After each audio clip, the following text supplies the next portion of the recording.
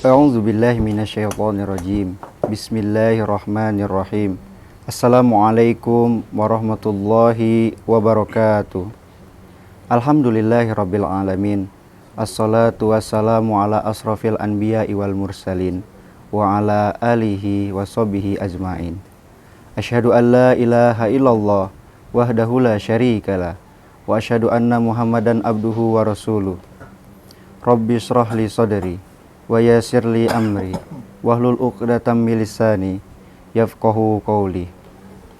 Sahabat PKS TV, Allah telah berfirman dalam Quran surat Ibrahim ayat 7. La in sakartum la azidannakum wa la in kafartum inna adzabi lasyadid. Sesungguhnya jika kamu bersyukur atas nikmatku, maka akan kutambah nikmat untukmu.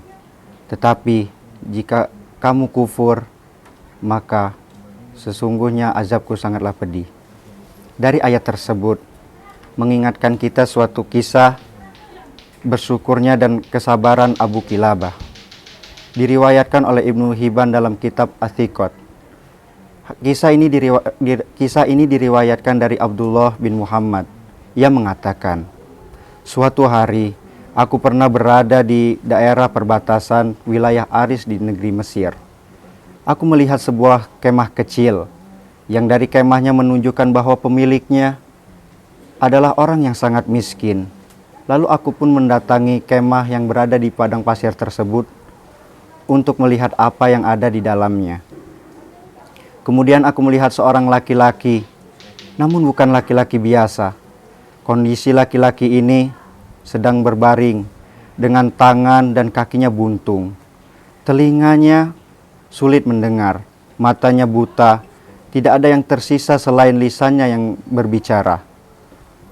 Dari lisannya orang itu mengucapkan, "Ya Allah, berikanlah aku ilham untuk tetap mensyukuri nikmat-Mu yang telah Engkau anugerahkan kepadaku. Dan Engkau sangat muliakan aku dari ciptaan-Mu yang lain."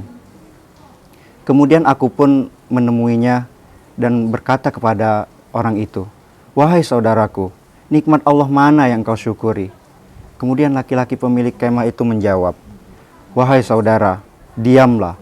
Demi Allah, seandainya Allah datangkan lautan, niscaya akan menenggelamkanku, atau gunung api yang akan membakarku, atau dijatuhkannya langit padaku yang pasti akan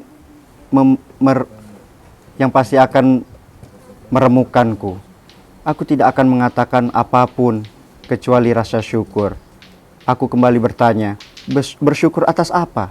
Laki-laki pemilik kemah itu menjawab lagi, "Tidakkah engkau melihat Dia telah menganugerahkan aku lisan yang senantiasa berzikir dan bersyukur. Di samping itu, aku memiliki anak yang waktu sholat ia selalu menuntunku untuk datang ke masjid. Dan ia pula merawatku, menyuapiku, dan memandikanku.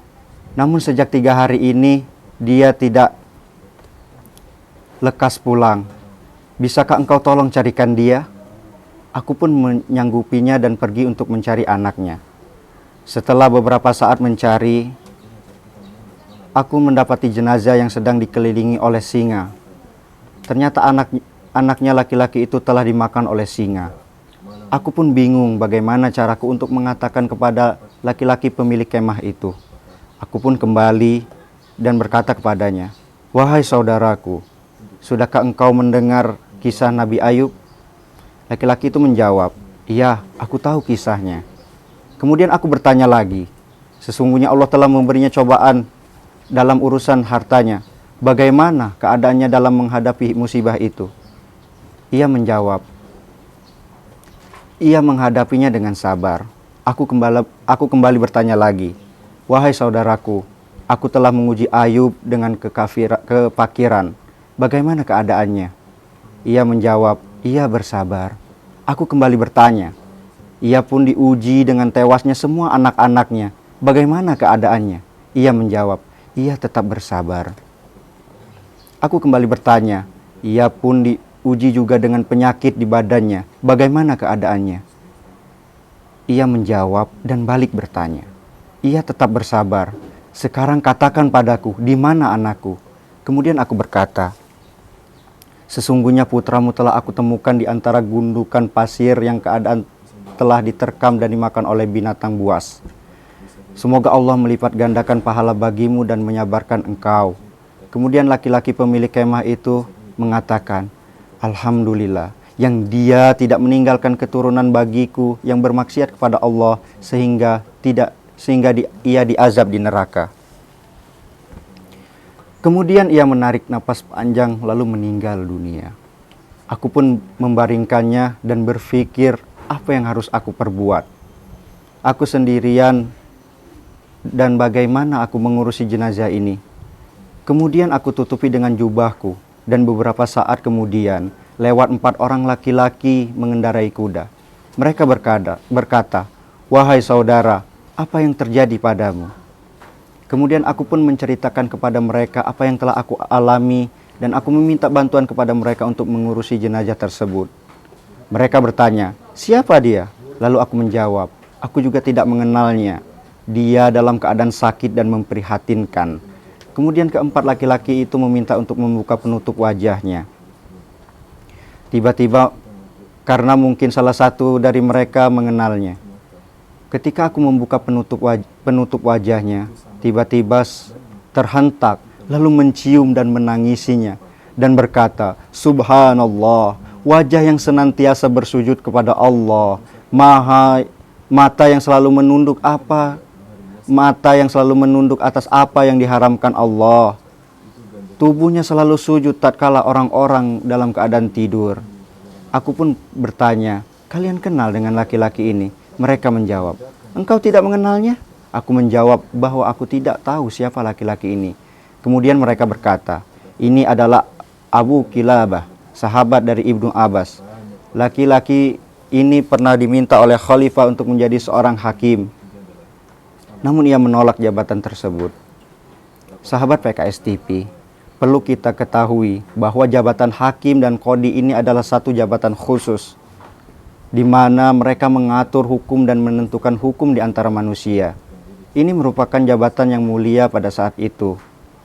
Namun Abu Kilabah menolaknya dan pergi ke wilayah Mesir hingga wafat dalam keadaan seperti ini. Kemudian Abdullah bin Muhammad bersama 4 laki-laki tadi pun memandikannya, mengamfani dan menyolatkan, lalu memakamkan beliau.